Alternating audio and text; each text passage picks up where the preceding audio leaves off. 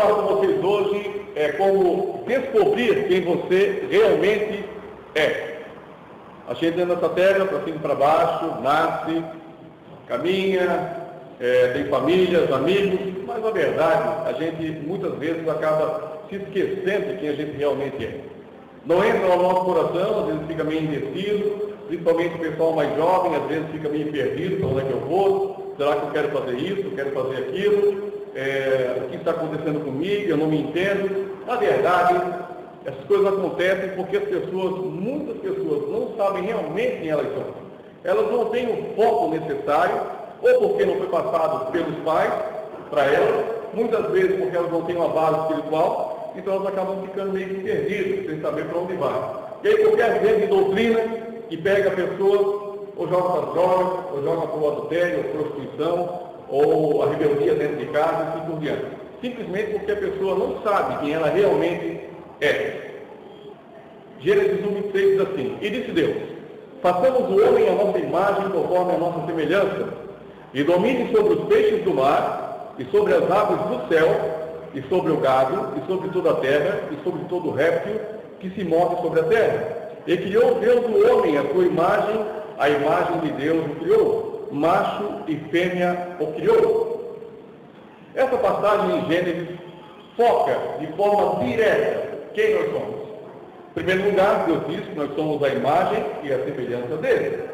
Mas nós nunca vimos Deus. Está falando aqui de forma de caráter, de forma de bondade, da essência de Deus que está dentro de nós. E é bem verdade que muitas pessoas não querem se parecer com esse Deus. E isso a gente vê notoriamente, as pessoas não querem saber de Deus, muitas delas, porque elas sabem que quando elas passarem a se parecer mais com Deus, a vida dela vai mudar. Mas elas acreditam, algumas pessoas, que quando a vida realmente muda, elas têm que deixar de fazer muitas coisas que elas faziam. Se elas contavam piada, então agora vão ter que parar de contar piada. Se elas faziam jogar o futebol, vão ter que parar de jogar o futebol. Nada disso. Simplesmente elas vão aperfeiçoar o dom que elas têm. Se elas são pessoas engraçadas, que gostam de contar piadas, então passem a contar piadas ruins. Se elas gostam de jogar futebol, e no meio do futebol, no sangue quente, gostam de falar palavrões, mudem. Falem, graças a Deus eu fiz um gol, graças a Deus que eu caí e não me machuquei, e assim por diante. Seja a luz para as pessoas que estão rodeando você. Aí você estará se parecendo com a imagem e a semelhança do nosso Deus. Em Lucas 24:5, é uma passagem onde as mulheres que tinham ido ver Jesus lá no sepulcro, chegaram lá, não notaram, Jesus não estava lá. Então elas ficaram tristes e olharam para baixo. Então os anjos que apareceram para elas falaram, e estando elas muito atemorizadas, e abaixando o rosto para o chão, eles lhe disseram: por que buscais o vivente entre os mortos? Na verdade, quando elas olharam para o anjo, quando elas viram que estava o sepulcro vazio, elas baixaram suas cabeças. Ficaram tristes.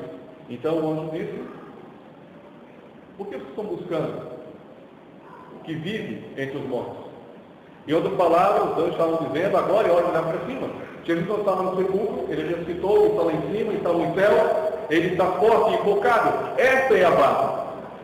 Mas Jesus não tinha subido ainda. Bom, Jesus é tudo em tudo. E pode estar no céu, pode estar na terra, e assim por diante. Mas aqui diz que os anjos falaram para ela: por que buscar o vivente entre os mortos? Muitas vezes queremos buscar as coisas que não prestam em nossa vida. Nós acabamos não nos conhecendo porque buscamos apenas a derrota, e essas coisas vêm para nós.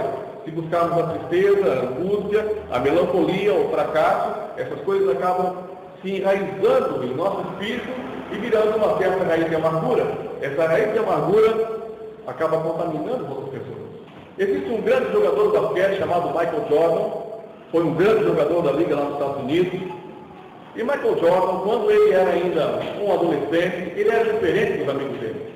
Ele foi crescendo, ele foi mudando toda a sua forma. Enquanto seus amiguinhos de 13 anos tinham uma altura mais ou menos assim, Michael Jordan já tinha quase 1,90. Michael Jordan foi um dos maiores jogadores do basquete que já existiu na história. Mas nunca foi assim. No ginásio, ele jogava basquete, e quando ele entrou na faculdade, os grandes times de basquete dos Estados Unidos saem realmente da faculdade. E o treinador disse para ele, não, aqui você não tem como você jogar, você é desajeitado, você é fraco, você tem só altura, mas Michael Jordan nunca desanimou de quem ele é. Ele sabia que a semente de grandeza estava dentro dele. Ele sabia que a semente de um ótimo jogador de basquete tinha sido colocado lá por Deus na vida dele. Michael Jordan saiu, treinou, lutou, se esforçou e se tornou o maior jogador de basquete de toda a história dos Estados Unidos e também do mundo. Em Efésios 2:10 a palavra diz, porque somos feitura sua, criados em Cristo Jesus para as boas obras, as quais Deus preparou para que andássemos nelas. Deus está dizendo que nós somos feitura dele, criados em Jesus. Mais uma característica de quem nós somos, feituras de Deus criadas em Cristo Jesus, para que nós possamos fazer as boas obras que Deus já colocou de antemão, para que a gente fizesse. Isso quer dizer que Deus habita em nós, Jesus habita em nós, as boas obras que Ele faz hoje não somos nós, é Cristo fazendo através de nós. Mas essas coisas temos que entender que nós temos que nos deixar fazer. Jesus vai agir se a gente se deixar ser agido. É assim que acontece. O apóstolo Paulo fala em Filipenses 4:12, ele fala algo muito impressionante.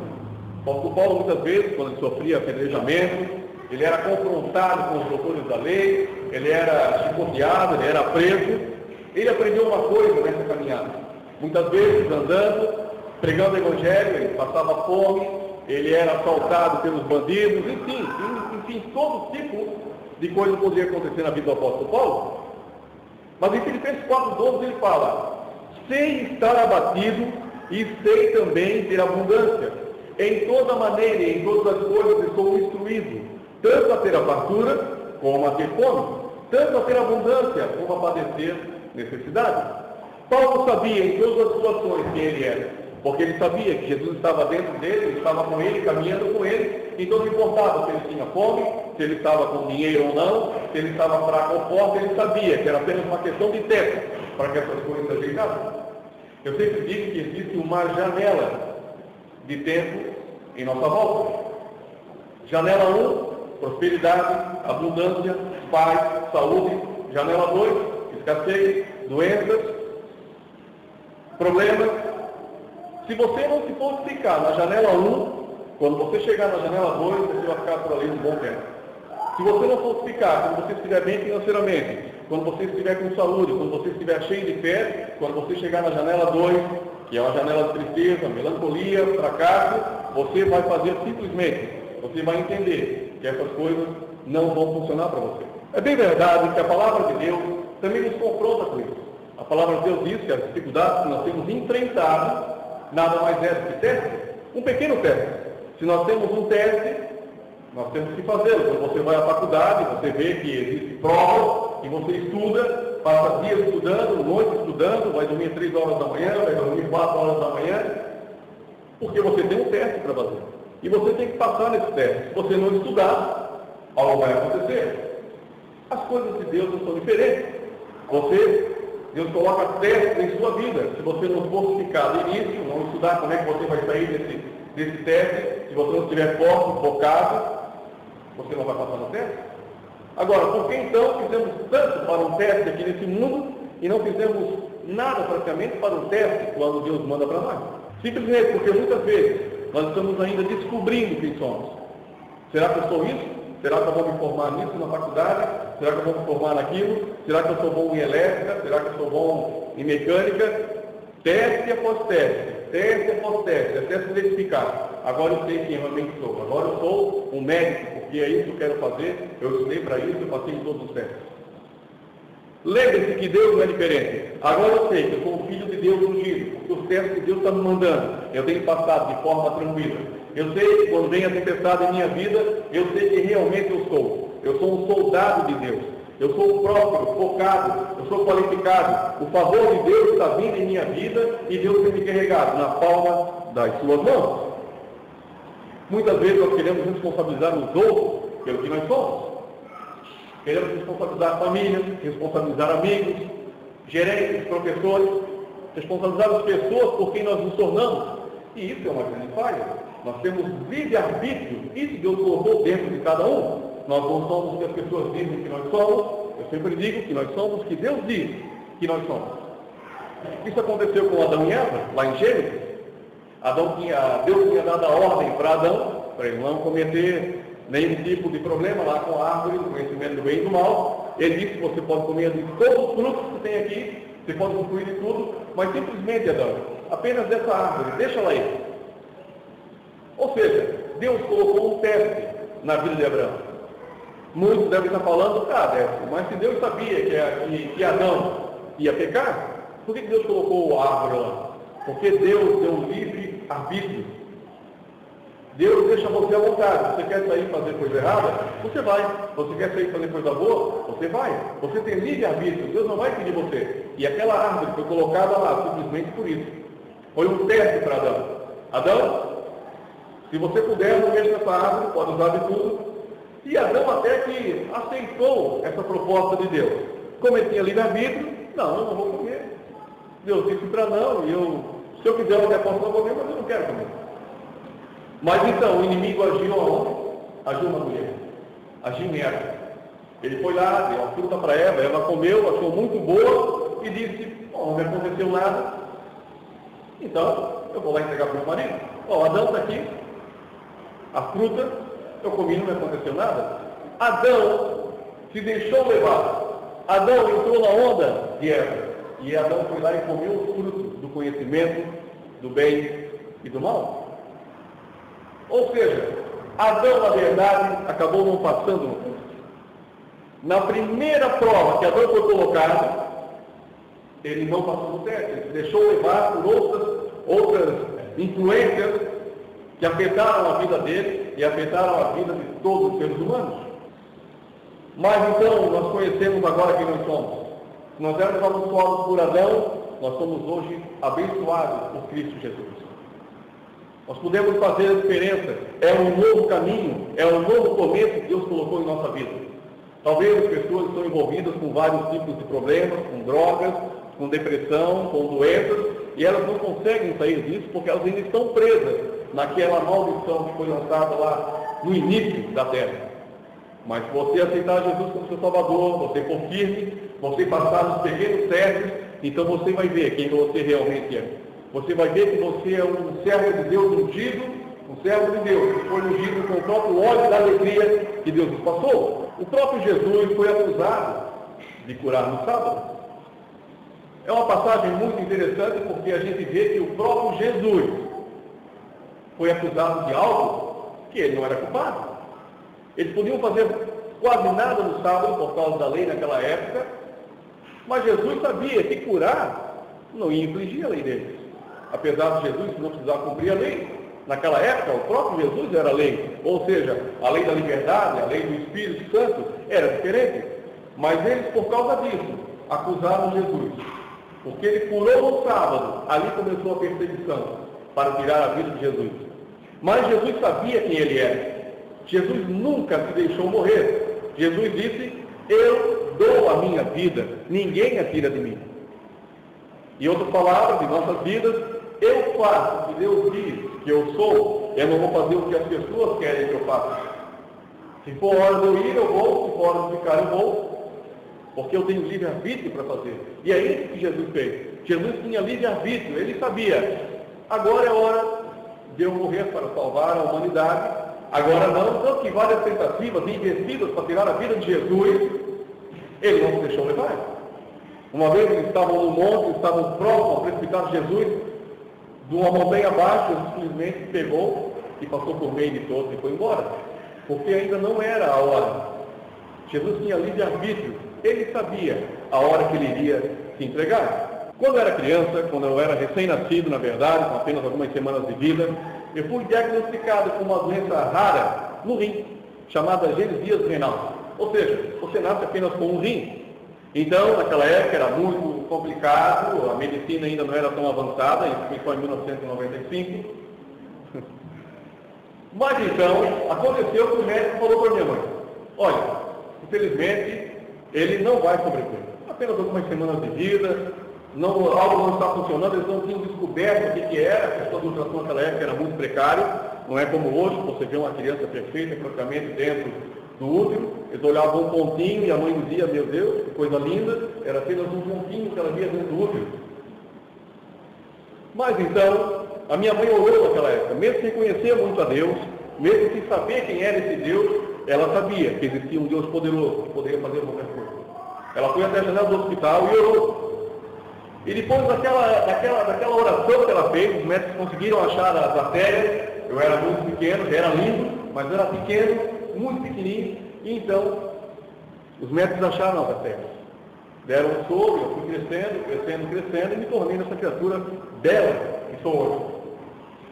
Brincadeiras à parte, o que eu quero dizer a vocês é o seguinte, é que a minha mãe sabia quem eu realmente era. Ela sabia que eu era um filho dela e que eu era um filho de Deus. Por isso que ela orou para Deus para me curar. Ou seja, Deus fez um milagre em minha vida, já lá no início. Eu tinha sido, como diz a palavra de Deus, predestinado a estar aqui hoje. Eu fui predestinado a pregar a palavra de Deus. Como muitos de vocês também são predestinados a pregar a palavra de Deus. Predestinados a fazer a diferença aqui nessa terra, aqui nesse mundo, até a vida de Jesus, até o seu resgate. Creia nisso. Eu sempre digo que você não é uma falha de Deus. Você não é uma falha aqui nessa terra. Você não foi jogado aqui para passar trabalho, viver uma vida totalmente arrebentada, se incomodar, brigar. Não. Você foi colocado aqui para fazer a diferença no meio desses que fazem esses tipos de coisas. Essa é a grande verdade. O modo como você pensa é que vai direcionar no que você vai se tornar. Eu tenho visto, muitas vezes, algumas reportagens nos países lá do Oriente Médio, pessoas impressionantes, pessoas de garra. Eu sei que aquele é um povo muito forte, não se deixam abater por qualquer coisa, mas alguns povos daqueles cometem um grande erro. Eles pegam apenas uma criança de 2 anos, 3 anos, 4 anos e colocam uma arma neles. E começam a colocar na mente deles que eles podem viver uma vida toda para depois fazer algo grande, destruir as pessoas, para matar as pessoas. E isso é colocado dentro dessa criança, de alguns grupos radicais que existem, e essas crianças vão se tornando aquilo. Elas vão se moldando naquilo que as pessoas estão dizendo que elas são. E acontece o que a gente tem visto por aí, pessoas causando todo tipo de problema e mal.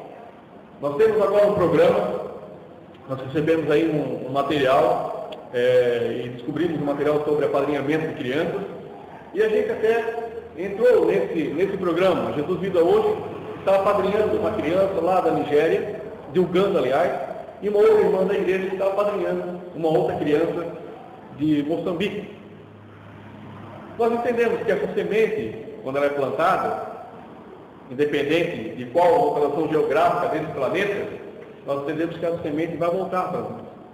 Ou vai voltar em forma financeira, ou em forma de crescimento de igreja, ou até mesmo, essa criança um dia vai vir aqui no Brasil compartilhar e conhecer quem foi aqueles que ajudaram ela.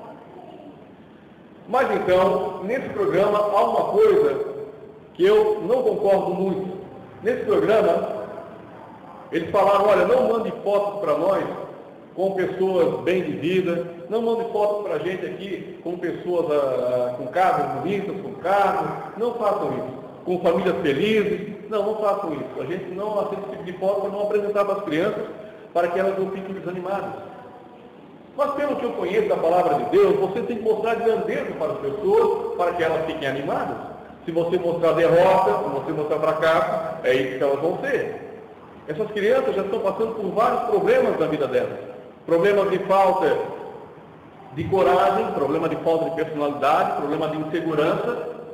E seria muito bom para elas que elas olhassem um povo feliz e alegre e que Deus tenha abençoado e feito elas prosperar. Isso com certeza ativaria dentro delas uma grande semente. Uma semente que faria elas se sentirem com vontade de vencer o mundo e sair daquela vida. Esse é um projeto que nós assumimos, graças a Deus estamos felizes, mas com certeza vamos mandar alguns e-mails, algumas cartas para essa equipe, mostrando para elas a diferença de você crer no bom e de você crer no fracasso. Quando era criança eu gostava muito de um personagem mais antigo, um gigante, um gigante, virava um robô, né? E Eu sei que naquela época eu queria me tornar aquele Spectrum-Man, porque para uma criança aquilo é real, aquilo não é um filme. Aquela pessoa realmente existe, ele se transforma lá em Spectrum-Man, o cara levantava o braço, falava dominante, as ordens e assim por diante, e se tornava lá um gigante e ia combater os inimigos, que eram os monstros que existiam naquela época, dentro daquele filme. Então, um dia eu coloquei uma máscara, fiz uma máscara de papelão, para mim estava perfeita, era idêntica ao rosto do Spectrum-Man. Uma criança, ela faz um desenho, ela acha que está perfeito, porque ela consegue visualizar, ela consegue passar o papel. Então eu lembro que eu saía combatendo os monstros invisíveis que existiam. Eu lutava, eu aprendi a lutar um pouco de karatê naquela época, olhando apenas aqueles filmes. Tudo era muito bonito. Mas então, depois de um certo tempo, alguns anos depois, eu acabei comprando uma coleção do Spectrum-Man. De tanto que eu gostava daquele filme. Quando eu coloquei no DVD, comecei a ver os episódios, eu disse, era isso que eu via. Eu conseguia ver, você consegue ver as cordas das marionetes, você consegue ver aqueles prédios que pareciam que eram reais quando era criança, você consegue ver prédios de isopor caindo, você consegue ver todo tipo de falha no filme, filme muito antigo. O que eu aprendi com isso é que às vezes você acaba, no início da sua vida, você acha que você é alguém que supostamente alguém disse que você é, como aquele filme disse que eu era o Spectrum-Man. Eles tinham colocado na minha mente que eu era aquele super-herói. E às vezes as pessoas dizem algo que você é, e você acaba acreditando nisso, e você não sendo aquilo, quando você lá na frente, você vai descobrir quem você realmente é, você vai olhar para trás e vai dizer, quanta coisa que eu fiz de errado, achando que eu era aquilo que meus amigos falavam. Quantas coisas que eu fiz com meus pais, achando que era aquilo que os meus amigos falavam que eu tinha que fazer. Quantas coisas que eu fiz para o meu patrão, achando que aquilo que eu estava fazendo era o certo, porque os meus amigos falaram que era certo fazer aquilo. Quando você sabe quem você realmente é, então você acaba andando para frente.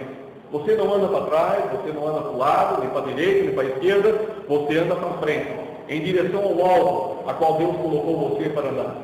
Um dia você vai ser focado, um dia você vai ser próspero, um dia que pode ser hoje, um dia que pode ter começado há 20 anos atrás, mas que você nunca imaginou que você era aquilo que há 20 anos atrás surgiu no seu coração. A semente de grandeza está dentro de você. Muitas pessoas se tornaram grandes boxeadores porque viram o filme do Rocky Balboa. Muitas pessoas se tornaram grandes dançarinas porque viram o filme Flashdance. Ou seja, a semente está dentro de você. Às vezes o que falta é apenas alguma coisa que ligue isso, alguma coisa que dê ignição, para que você se torne realmente tudo aquilo que Deus projetou você para ser. Em Tiago 2,22, a palavra 2,23, a palavra de Deus diz assim, e cumpre-se a escritura que diz, e creu Abraão em Deus, e foi isso imputado como justiça, e foi chamado o amigo de Deus. Isso é interessante, o próprio Abraão foi chamado amigo de Deus, porque Abraão creu.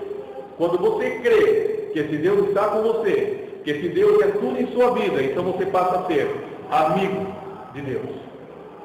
E esse amigo, que é o próprio Deus, ele não falha. Esse amigo te dá conselho, esse amigo te dá força, esse amigo te dá vida, esse amigo te dá tudo o que você precisa. Ele te equipa com todo tipo de instrumentos para que você possa seguir adiante e ir muito mais além do que você jamais sonhou. A palavra de Deus fala em Provérbios 15:13, o coração alegre formou-se o rosto, mas pela dor do coração o espírito se abate. Quando você é feliz com o que você tem, quando você é feliz com o que você está fazendo, o seu rosto se formoseia. Você vai demorar mais a envelhecer, porque você sabe que a alegria está dentro de você. E todos os problemas desse mundo que querem atacar você, eles ficam pelo lado de fora, porque você tem a alegria dentro do seu coração, a alegria que move o mundo, a alegria que dá esperança para esse mundo. Em Salmos 128, a palavra de Deus diz, bem-aventurado aquele que teme o Senhor e anda nos seus caminhos, pois comerás o trabalho de tuas mãos, feliz serás e te irá bem. A tua mulher será como videira frutífera ao redor de sua casa. Os seus filhos serão como os frutos de oliveira ao redor da sua mesa. Eis que assim será abençoado o homem que teme ao Senhor. Quem creu nessa palavra hoje, diga amém. Amém. Glória a Jesus.